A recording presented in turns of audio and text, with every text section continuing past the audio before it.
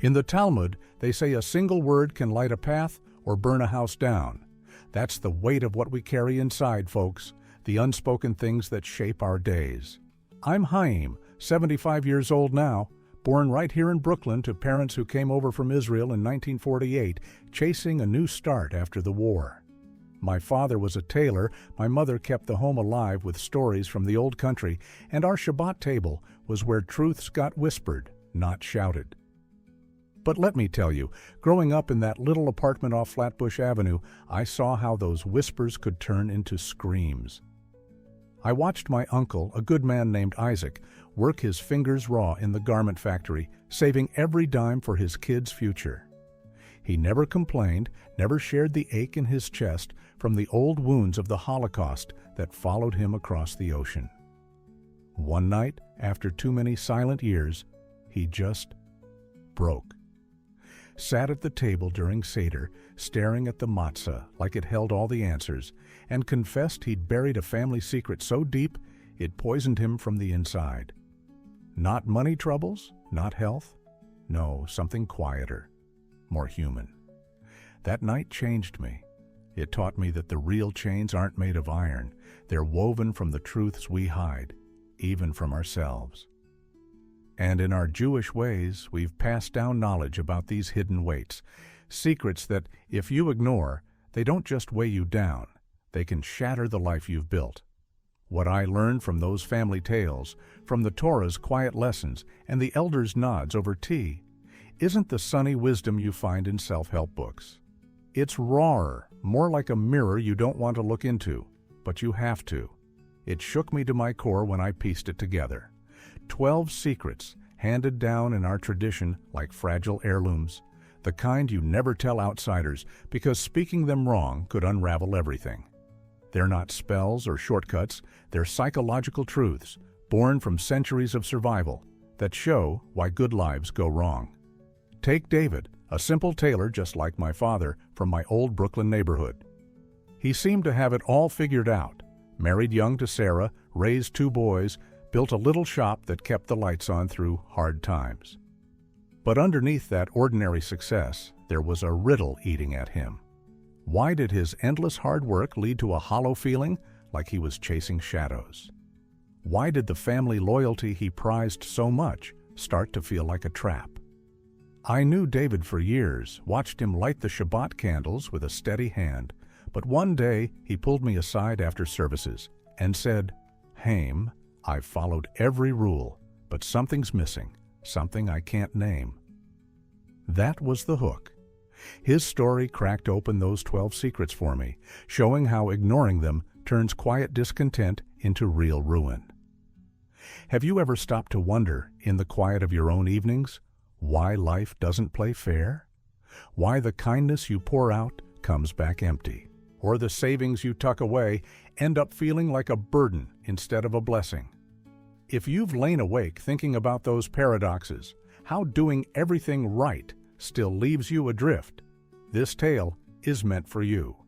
It's for us folks over 45 who've seen enough to know the surface advice doesn't cut it anymore. Let me share a memory from my boyhood that first planted this seed. I was maybe 10, helping my father in his shop when he found a lost wallet on the street. Full of cash, enough to change our luck. He tracked down the owner, an old Irish neighbor who'd fallen on hard times, and returned it without a word. My father smiled that night, proud of his honesty, but I saw the flicker in his eyes. The what if? Years later, he told me privately, "Haim, that act was right, but it came from a place deeper than duty. It was about facing the fear inside, the one that says, if you keep everything hidden, you'll never truly connect." That's the first whisper of our secrets. Loyalty to family and friends can blind you to the thief sitting right at your own table. It's not some villain from outside. It's the unspoken resentment or guilt you ignore, letting it steal your peace bit by bit. But here's where it twists, and I beg you, listen close because this is where the shock hits. David thought his loyalty was his strength, pouring everything into his shop and family, never airing the dirty laundry. He raised those boys with the old values: Work hard, stay silent on pains, honor the ties that bind. And for a while, it worked. The business grew. Neighbors came for his honest stitches. Yet, as I sat with him one rainy afternoon over black coffee, he admitted something that chilled me. That thief at his table? It was his own brother, long estranged, whose shadow David had carried alone for decades. Not a fight over money, but a betrayal from their youth in the old country. A promise broken, a hurt buried so deep it turned David's successes sour.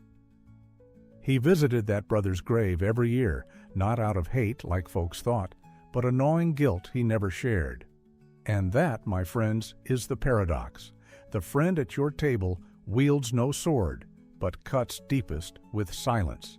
David's life, so steady on the outside, was cracking because he treated those 12 secrets like strangers, ones you can't tell anyone, yet must face to save yourself. Now let's dig a little deeper into these shadows, because that's where the real work begins. In our Jewish tradition, we've always known to honor family above all else, share the burdens, build the tent together, as the old saying goes. It's like the minyan, that group of 10 needed for prayer. Alone, your voice echoes empty, but together, it rises to heaven. That's the surface truth of the second secret. Hard work pays off if you guard your vulnerabilities like a Shabbat candle, flickering safe in the glass. Let me tell you about Isaac, a shopkeeper I knew well. Born in Haifa back in the 30s, but raised in the windy streets of Chicago after his folks escaped the Troubles. Isaac ran a modest deli, nothing fancy, just pastrami sandwiches and stories with the regulars. He confided nothing outside his kin. Debts, worries, even the arthritis gnawing at his hands stayed within the family circle. His brother handled the books, his wife the front counter, and together they turned that little place into a neighborhood staple. Customers trusted him because he never aired the family's laundry. It was all quiet strength, like the steady light of a menorah on Hanukkah. Isaac saved enough to send his daughters to college, bought a small house upstate, lived to see grandchildren. "Chaim," he'd say over coffee after closing, "you keep the circle tight, and the blessings flow." It seemed simple, this rule of guarded loyalty. Protect what's yours, and prosperity follows. No outsiders meddling, no secrets spilling like wine from a tipped glass. Isaac's life proved it. By holding close, he built something lasting, a legacy that outlived the hard years. But believe my experience, friends, because even the sturdiest rules have cracks. What if guarding too tightly doesn't protect? It starves the soul instead? That's the doubt that started creeping in for me, and it hit hard when I thought back to David. Remember him, the tailor with the steady hand? His shop thrived on that same family code. Pour everything in, keep the pains private. But lately, I'd noticed the lines on his face deepening, like a map to places he wouldn't go. He mentioned once, offhand, a hidden family debt from years back. Not the kind you pay with dollars, but the emotional kind, weighing on his chest like an unpaid vow. It made me wonder, is the circle really a shield, or just another way to lock yourself in? It's not just about guarding, though. Sometimes, to truly hold on, you have to learn to release, like letting go of the old sins during Yom Kippur when the gates of repentance swing wide. That's the deepening of the third secret. Joy doesn't come from hiding your pain forever, but from the courage to whisper it to the right ear, the one that won't judge. Take Sarah, a widow from down in Miami, with sun-kissed skin and eyes that had seen too many storms. Her husband passed young, leaving her with 3 kids and a pile of regrets. Mistakes from their early days, harsh words she'd flung in anger, secrets about money she'd borrowed and never quite repaid. Sarah hoarded them all, carrying that load alone for decades, her days a gray routine of bridge games and synagogue visits. She smiled for the neighbors, but inside, it was empty, like a house without laughter. Then one Rosh Hashanah, she joined a small minyan group at the temple, not the big services, but a quiet circle of women sharing stories after prayers. Trembling, she let one secret slip. How she'd once lied to her husband about a family heirloom sold in desperation. The room didn't shatter. Instead, a friend nodded, shared her own hidden shame, and suddenly the weight lifted. Sarah started sleeping better, even took up painting classes, colors blooming in her life like flowers after rain. "Haim," she told me later, "I thought silence was strength, but whispering to those who understand? That's where the real light breaks through." Her story showed the paradox. What you bury deepest often grows thorns, but a careful release can turn poison into medicine. And yet, here's the twist that ties back to our riddle, the one that made my stomach turn. David, with all his guarded loyalty, had been making those yearly visits to his brother's grave.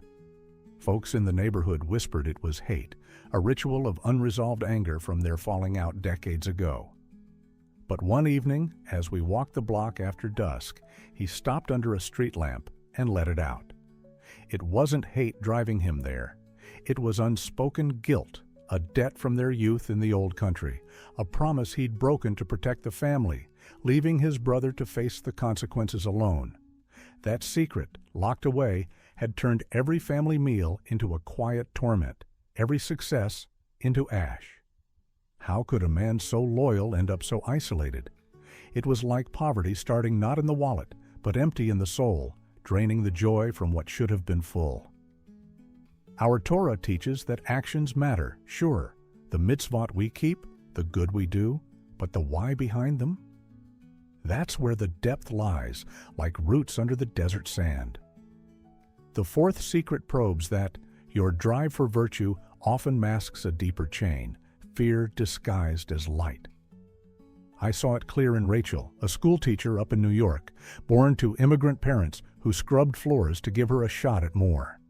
Rachel gave endlessly to her students, her community, even strangers on the subway, organizing fundraisers, tutoring late into the night. From the outside, she was a pillar, lighting up rooms like a candle in the dark. But it came from guilt, that heavy stone in her heart over her parents' sacrifices, the ones she could never repay. She'd push herself until exhaustion, collapsing at home with migraines, her own dreams buried under the weight. "Why do I do this?" she asked me one afternoon in the park, tears mixing with the rain. We talked it through, drawing from the Talmud's wisdom on intentions. A good deed from fear or shame twists like a rope around your neck. Rachel started small, journaling her motives before acting, facing that guilt head-on during quiet mornings with Modeh Ani, thanking the day for what it was, not what she owed. Slowly, her giving shifted. It became from a place of true spark, not chains. She found balance, even time for her painting, colors vivid again. It was a revelation. The surface acts are easy, but uncovering the motive? That's the real unraveling. What if your greatest strength, that endless giving or fierce loyalty, is actually your biggest hidden fear in disguise? I ask you that because it leads straight to David's core. His unsuccess as the family provider, the tailor everyone relied on. It all stemmed from a childhood betrayal he never confessed. Back in Israel, as boys, he and his brother had stolen fruit from a neighbor's grove to feed their starving family during tough times.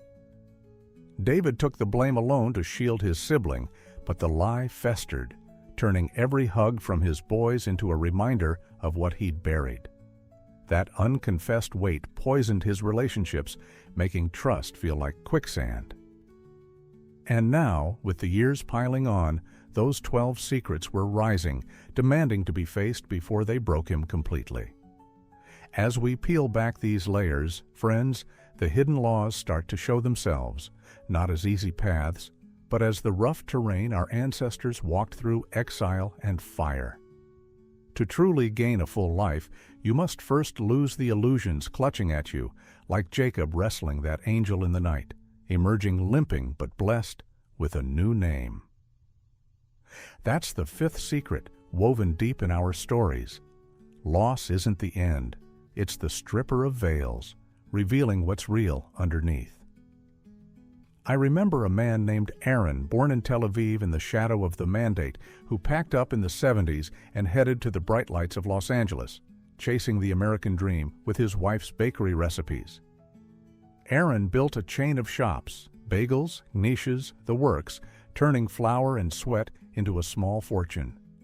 But one bad deal, a partner who vanished with the savings, left him penniless overnight, the shop shuttered, his family staring at eviction notices. In the rubble, Aaron could have cursed the heavens, but instead, he confronted the buried family lies he'd carried from Israel, a grandfather's unspoken pact during the war, trading secrets for survival that tainted the bloodline with shame. Alone in his tiny apartment, he started the hard work, visiting old relatives, piecing together the fragments over bitter tea. It was like a drop wearing away the stone, slow and relentless. What emerged wasn't just clarity, it was freedom. Aaron downsized, opened a single food truck, but now from a place of truth, not illusion. His laughter returned, deeper, and he mended ties with a son he'd pushed away. "Haim," he said one sunset drive along the coast. "I thought losing everything broke me, but it was the only way to see the chains I'd forged myself." That tragedy turned cleansing, proving silence only amplifies the inner demons, making them roar louder in the quiet. And tied to that, the sixth secret. Forgiveness doesn't begin with others. It's a gift you give yourself first, like lighting your own candle before the room goes dark. Aaron's path showed how betrayal's root often lies in unshared truth. You can't heal what you won't name. These laws aren't gentle. They're the kind that demand you stare into the abyss. But that wasn't the bottom of it all. I dug deeper into David's world, sifting through old letters and quiet confessions, and found what no one expected. A thread tying his life back to an ancient family vow, unspoken across generations, like a debt passed down without a word. It started with his great-grandfather in the shtetl, a promise to protect a neighbor's honor during a pogrom, broken in the chaos, leaving a curse of silence that echoed through the blood. David had inherited it unknowingly, his brother's betrayal just the latest bloom from that poisoned soil. How many lives had it touched, this hidden vow turning loyalty into isolation? Now let's go further, because the gravest sin in this dance of the soul isn't the bad act itself. It's denying your full self for the sake of some hollow redemption, like tying a rope around your own neck to prove you're worthy. That's the seventh secret.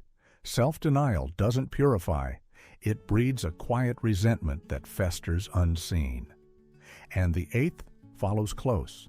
Shared shadows lighten the load, turning solitary burdens into communal strength, as in the minyan, where one voice joins 10. I saw this play out in my own quiet practice as a community elder, listening to folks over the years in Brooklyn basements or park benches. Take the story of a veteran I counseled. Let's call him Isaac. Wait, no, another Isaac, this one from Boston, who served in the Gulf and came home a hero on the outside, but hollow within. Born to a family that fled Israel in '67, he carried war traumas like stones in his pockets, flashbacks to sand and screams, guilt over comrades lost, secrets about orders he questioned but followed.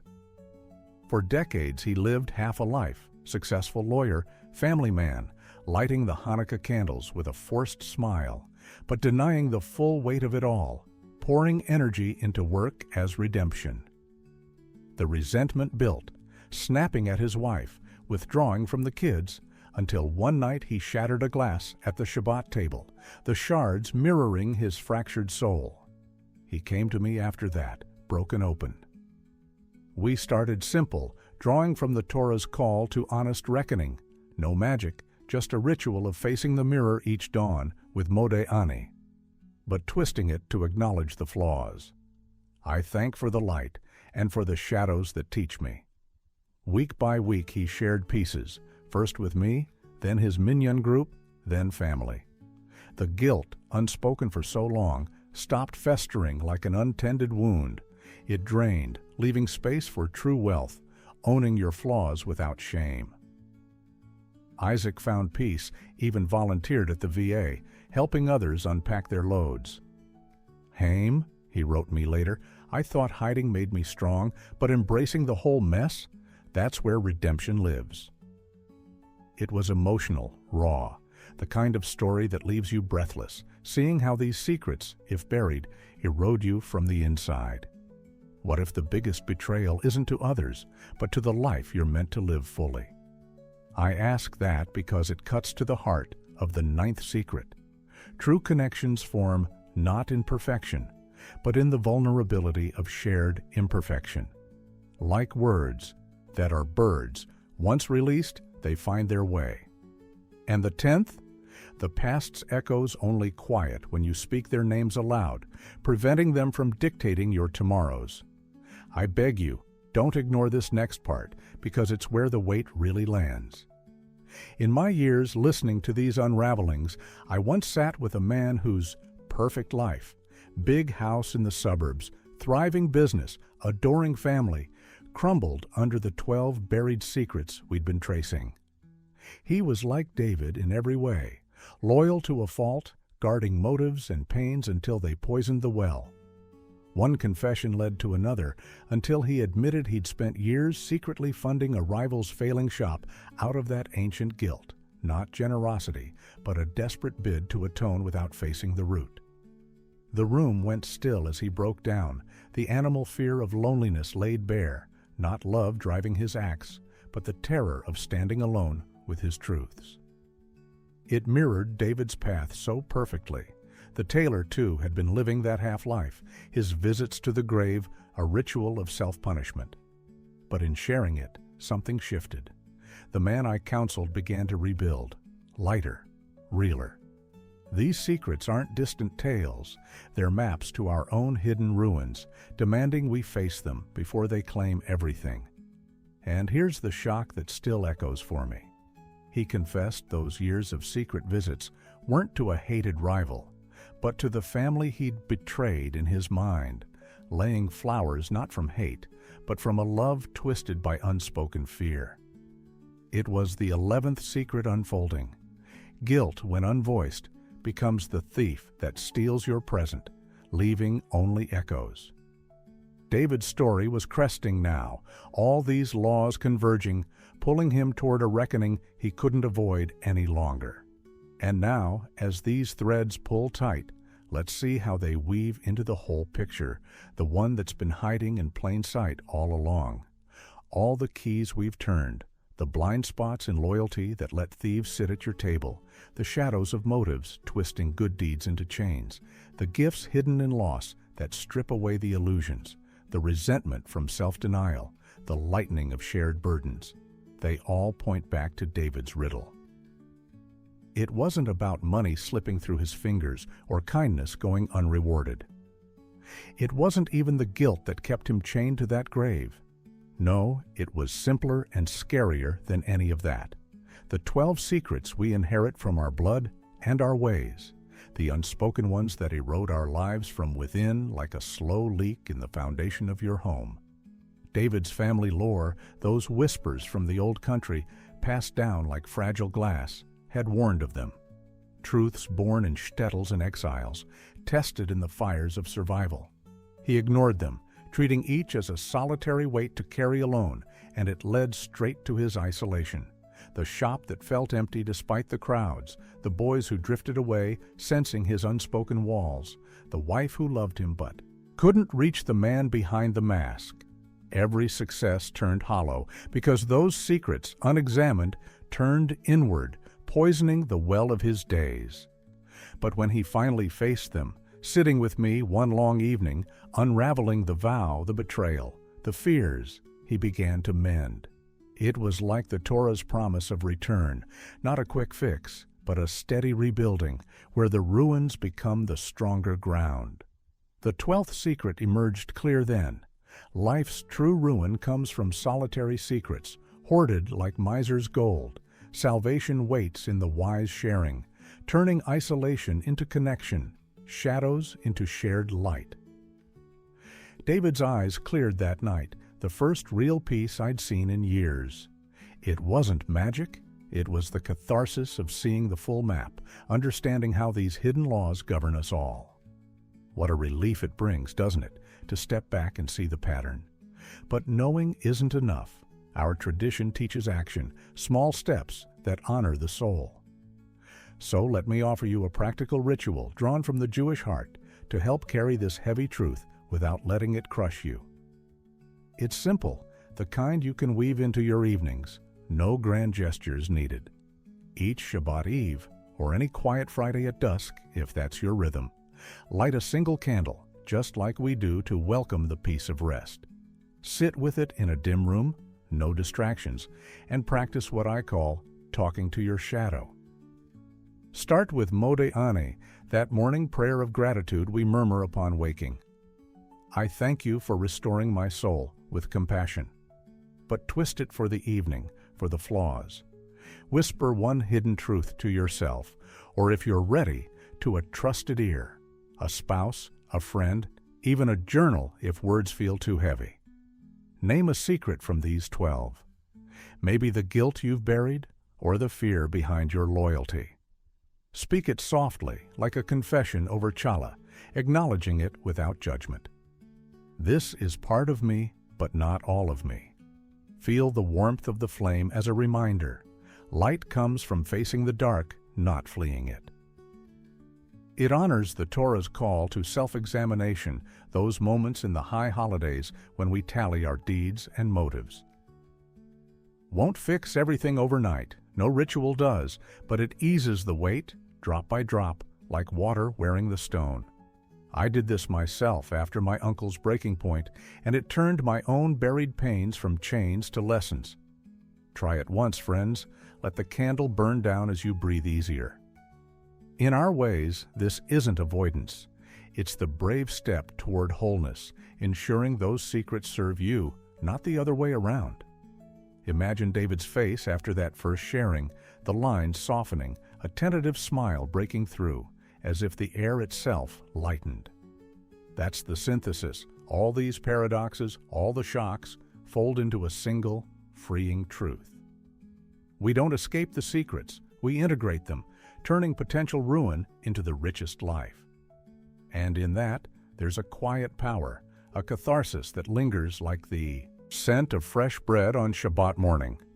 So here we are, at the heart of it all, where the path we've walked circles back to the deepest truth. Not a rule carved in stone, but a living psychological law that pulses through every one of us. The ultimate secret among these 12? Our souls don't thrive by burying the shadows deeper, piling dirt on the doubts and guilts until they suffocate us. They flourish when we illuminate them, letting the light of honesty touch every corner, no matter how raw. Denial doesn't protect. It breaks us slowly, turning vibrant lives into echoes of what they could be. Acceptance, though? That's the healing force, the quiet revolution where fear loses its grip. Think of it as a paradox straight from our ancient tales. The very life you fear revealing, the one riddled with those hidden secrets, is the one most worth living fully, unmasked and real. David's journey proved it in the end. After unraveling the vow, confessing the betrayal to his remaining family over a simple Shabbat meal, no fanfare, just bread and words. He didn't just survive, he came alive. The shop felt fuller, not from more customers, but from the ease in his step, the laughter that finally reached his eyes. Those 12 truths, once solitary burdens, became bridges to his sons who shared their own hidden pains, to old neighbors mending fences long neglected. It wasn't about erasing the past, it was claiming it, seeing how each secret, faced head-on, added depth to his days rather than subtraction. In our Jewish wisdom, it's like the spark of the divine, Ein Sof, the endless light that hides in the broken places, waiting for us to notice. I saw the same in Aaron, in Rachel, in that Boston veteran. Illumination turns chains into choices, ruins into renewed strength. This law isn't distant philosophy. It's the key we've held all along, the one that says your hidden self isn't a monster to chain away, but a companion to walk with, making every step truer. And in that revelation, there's catharsis, a washing clean like the waters of the mikveh after the high holidays, leaving you lighter, ready? So what do we do with this, you and I, in our busy American lives with their endless demands? We don't run from the demons whispering those 12 secrets. We turn and stare them down, embracing the shadow as part of the divine spark that makes us whole. Like our ancestors in exile, wandering deserts or fleeing pogroms, truth doesn't just free us. It turns those heavy chains into wings, carrying us toward lives of deeper connection and quiet joy. David's story, my own pains, the tales I've shared, they all whisper the same hope. You're not alone in the unraveling.